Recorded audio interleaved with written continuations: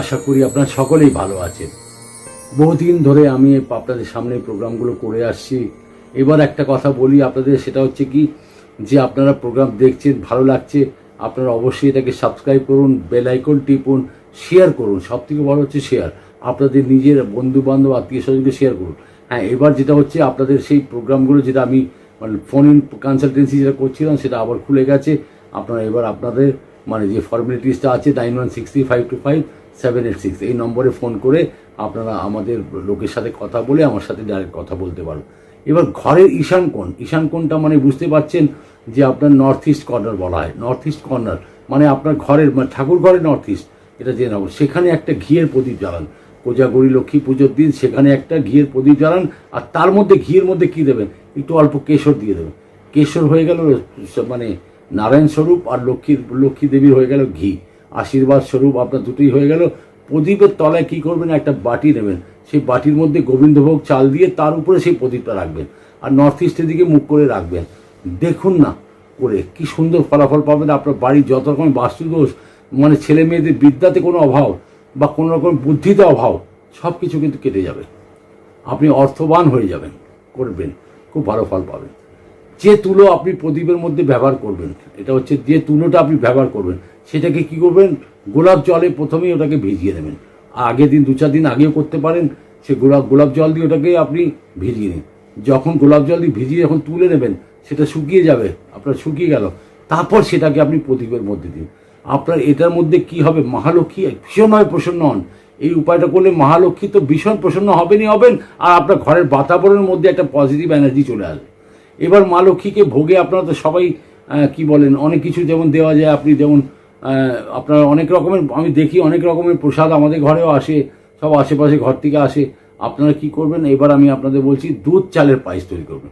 আপনারা পায়েসও ভোগে লাগান আমি জানি, তা দুধ চালের পায়েস করবেন, সেটাতে চিনি দেবেন না।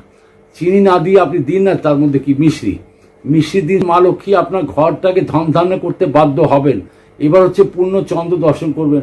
আপনার পূর্ণিমার দিন আছে, সেদিন পূর্ণিমার দিনে পূর্ণ চন্দ্র দর্শন করে অমৃত বৃষ্টি হবে। সেটাকে আপনি প্রত্যেক মানুষকে, আপনার ঘরের যত সদস্য আছেন সবাই যেন একটু চাঁদের গিয়ে দাঁড়িয়ে সে অমৃত বৃষ্টি পান করুন। তাহলে দেখবেন আপনার নিরোগ জীবন হবে, আর আপনার সারাটা বছর একদম মানে কি বলবো কান্তিমান হবেন। এই দিনে আপনার রূপোর জিনিস কোনো কিছু যদি আপনি পরেন, ধারণ করেন, রূপোর জিনিস ধারণ করা মানে মা লক্ষ্মীকে প্রাপ্ত করা। তারপরে রূপোর জিনিস যদি কিছু পরে থাকেন বা পরে আছেন বেস্ট, আর যদি না থাকে তাহলে অবশ্যই একটা রূপোর জিনিস কিছু নিয়ে নিন বাড়িতে, সেটা পুজোর স্থানে রাখুন। আপনি কয়েন নিতে পারেন, যে কোনো জিনিস একটা নিতে পারেন, থালা বাটি চামচ ইত্যাদি যা কিছুর উপর একটা নিন।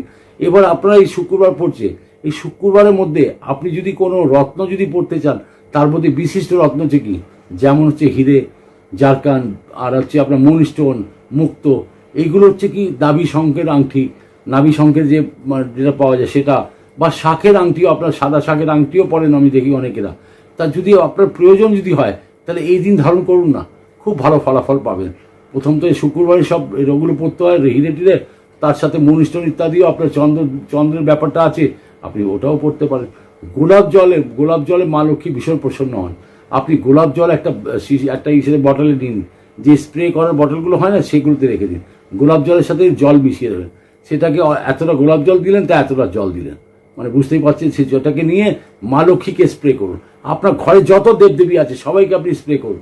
সকালে যখন আপনি স্নান ক্রিয়া করেন, আপনার স্নান ক্রিয়া হয়ে যাওয়ার পর দেবদেবীকে স্নান করে তারপর নিজেও একটু স্প্রে করুন। আপনি দেখবেন সারাটা দিন আপনি কি স্ফূর্তিতে থাকবেন, আর কীভাবে মা লক্ষ্মী আপনার উপরে কৃপাপাত্র হয়ে থাকবেন। আপনার বাড়িতে যদি ফটো টটো আছে তাতেও দিন না, দেখুন কি মজা পাবেন। এবার হচ্ছে শুক্রবার মহালক্ষ্মীর বার বলা হয়, আর শুক্রবার উনি ভীষণভাবে খুশি থাকেন। আর মা লক্ষ্মী আমাদের কী হবে আমি বলবো, অর্থমুদ্রা ইত্যাদি যে পুজো করা হয় শুক্রবারই করা হয়।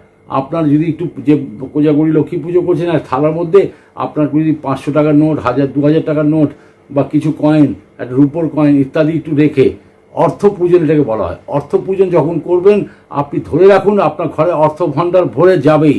মানে কি করতে হবে, একটু অর্থের মধ্যে একটু আতপ চাল ছিটিয়ে দেবেন, একটু সিঁদুর একটু ছিটিয়ে দেবেন, গোলাপ ফুলের পাপড়ি বা পদ্ম ফুলের পাপড়ি একটু ছিটিয়ে দিন।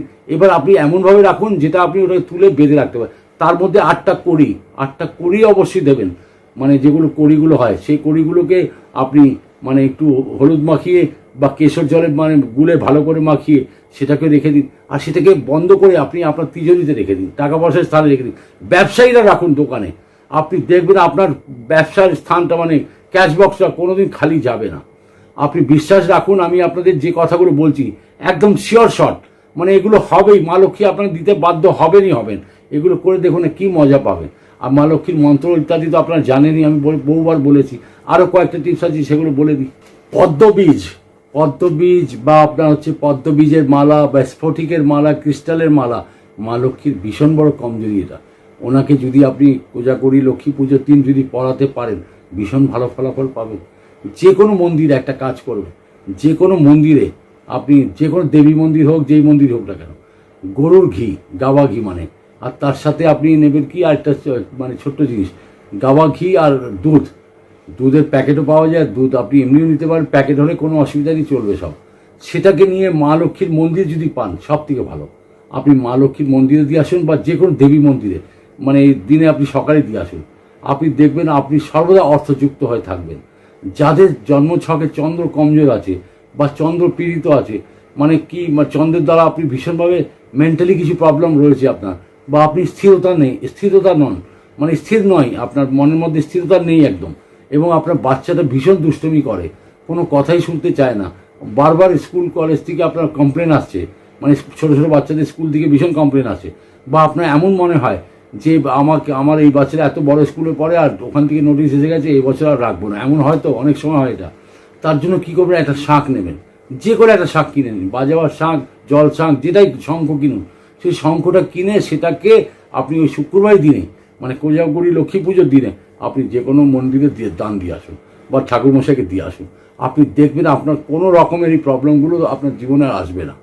স্নানের সময় যখন আপনি স্নান করছেন, অল্প জলের গোলাপ জল যদি দিতে পারেন জলের মধ্যে, আর গোলাপ জল দিয়ে আপনি স্নান করুন, তাহলে কী হবে, আপনার সৌন্দর্য বৃদ্ধি পাবে আর শরীরের মধ্যে কমিউনিটা বাড়বে, ভীষণ বৃদ্ধি পাবে, আপনার সৌন্দর্য বাড়বে। তার সাথে আজকের দিন আপনাকে জানিয়ে রাখি, কোজাগরী লক্ষ্মী পুজোর দিন কোনো রকমের জামা কালো পরবেন না আর নীল পরবেন না, ডিপ ব্লু, ব্ল্যাক এটা একদমই পরবেন না। প্যান্ট পরতে পারেন, তাও যদি পরার হয়, তাহলে এই দুটোকে আপনি মানে একদম পরবেন না সেদিন।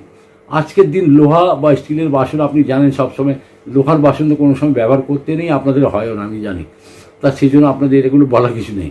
আর তুলসী দলে, হ্যাঁ আপনার বাড়িতে নিশ্চয়ই তুলসী মঞ্চ রয়েছে, তুলসী মঞ্চে আপনি কি করতে পারেন, একটা করে সন্ধ্যেবেলা একটা ঘিয়ের প্রদীপ অবশ্যই ওখানে জ্বালাবে, এটাতে অতি পুণ্যের প্রাপ্তি হবে।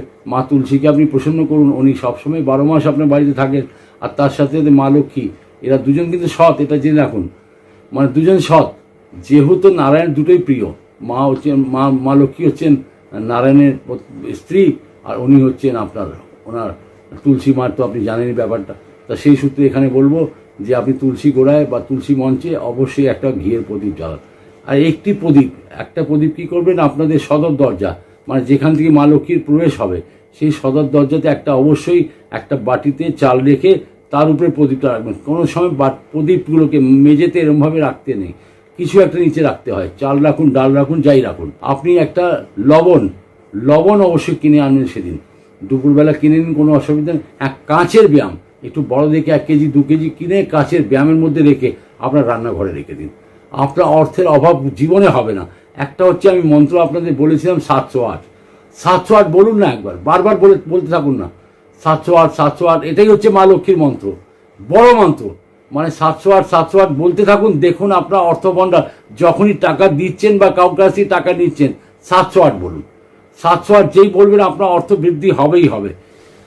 11টা বা 16টা লক্ষ্মী করে দিন, সেটাকে লাল কাপড়ে বেঁধে সেটার মধ্যে একটু সিঁদুর ছিটিয়ে তার সাথে আপনি গোলাপ ফুলের পাপড়ি, একটু অর্থ দিয়ে টাকা পয়সা একটু রেখে লাল কাপড়ে বেঁধে মা লক্ষ্মীর আসনে রাখুন। তারপরে সেটাকে আপনি এটাও করতে পারেন, কড়িটাকে কেশর জলে ভিজিয়ে দিতে পারেন, সেটাকে ভালো করে ভিজিয়ে আপনি লাল কাপড়ে বেঁধে দিলেন, সেটাকে আপনি 16টা হতে পারে, আপনার 11টা হতে পারে, সেটাকে আপনি আপনার টাকা পয়সার স্থান বা আপনার মা লক্ষ্মীর কাছাকাছি কোনো একটা কুণ্ডের মধ্যে করে রেখে দিন, আপনার ধন বৃদ্ধি হবেই হবে। অনেকগুলো টিপস টোটকা বললাম, আবার একটা বাকি হয়ে গেল, সেটাও বলে দিই। একটা হচ্ছে কি, আপনি পদ্মফুল তো আনবেন সেদিন, একটা পদ্মফুল নিয়ে আসুন, সেটাকে পাপড়িগুলোকে একটু ছাড়িয়ে রাখুন, আর তার মধ্যে যে মাঝখানে একদম স্তবক যেটাকে বলা হয় আপনার, ওর মধ্যে একটা রাখবেন কি একটা 5 টাকার কয়েন রেখে দিন বা 10 টাকার একটা কয়েন রাখুন, রেখে সেটাকে পাপড়িগুলোকে আবার বন্ধ করে দিন। বন্ধ করে সেটা ওই একটা ঘটির মধ্যে জল দিয়ে সেটা পদ্ম ফুলটা রাখবেন।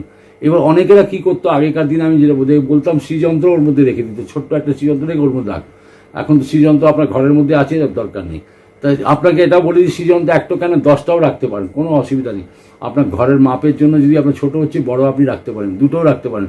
একটা ক্যাশ বক্সে রেখে দেবেন, একটা আপনার ঠাকুর ঘরে রাখুন। এবার হচ্ছে কি, তারপরে আপনি যেটা রাখলেন এই ঘটির মধ্যে আপনি একটা পদ্ম ফুল রাখলেন, তার মধ্যে আপনি দিলেন কি একটা টাকা 10 টাকার নোট কি মানে 5 টাকার কয়েন, মানে গোল্ডেন কালার রাখতে হয় অ্যাকচুয়ালি। যখন রেখে দিলেন, বা রূপোর কয়েনও রাখতে পারেন, যেটা আপনার সুবিধা হবে, রেখে দিয়ে তারপর সেই পাপড়িগুলোকে আপনি ওইভাবে খোলা অবস্থায় রেখে জলের মধ্যে রেখে দিন, সারা রাত থাকলো। পরের দিন যখন পূর্ণিমাটা আপনার মানে কেটে যাচ্ছে, তারপর সেটা কী করবেন, ওই পাপড়িগুলোকে ওরভাবে সাজিয়ে বন্ধ করে দেবেন। বন্ধ করে লাল কাপড় নিয়ে তার মধ্যে একটু অব্র ছিটিয়ে দেবেন, আবির ছিটিয়ে দিতে পারেন, অব্র ছেটাতে পারেন, সিঁদুর ছেটাতে পারেন।